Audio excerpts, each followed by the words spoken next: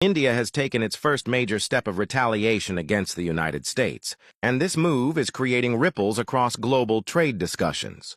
Prime Minister Modi's government has officially suspended all postal services from India to the U.S., meaning that parcels, documents, gifts, and goods that used to travel via India, post and then connect with the U.S.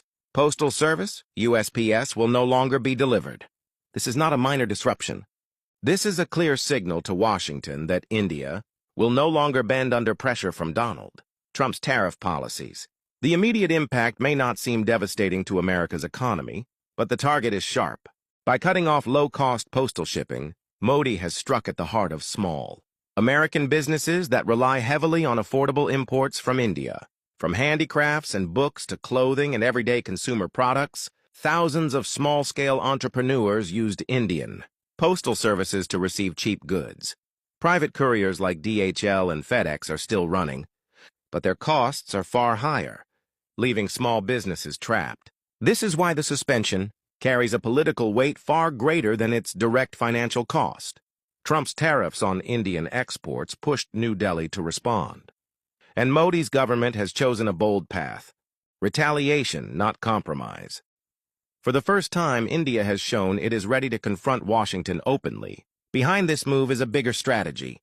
India is gradually aligning itself closer to China and Russia, creating alternatives to American markets. Beijing has reopened direct flights after 5 years, relaxed visa rules for Indians, and even encouraged Chinese investors to consider India as a secure and profitable market.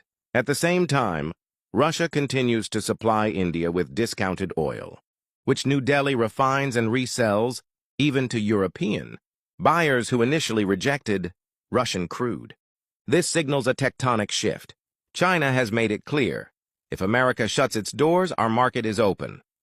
India now has access to a vast consumer base, fast shipping routes, and direct backing from two of America's biggest rivals. If even half of India's current losses from American tariffs are balanced by Chinese imports and investments, the U.S. will find it increasingly difficult to isolate India. Trump may fume, but the reality is that global trade is moving away from Washington's control. For Trump, the humiliation is not just economic, it is political. His attempts to dictate terms are being openly defied. He tried to pressure India on oil imports, but Modi's government doubled its purchases from Russia instead of reducing them. He hoped to squeeze India with tariffs, but New Delhi responded by suspending postal cooperation and redirecting trade towards China. The message is loud and clear.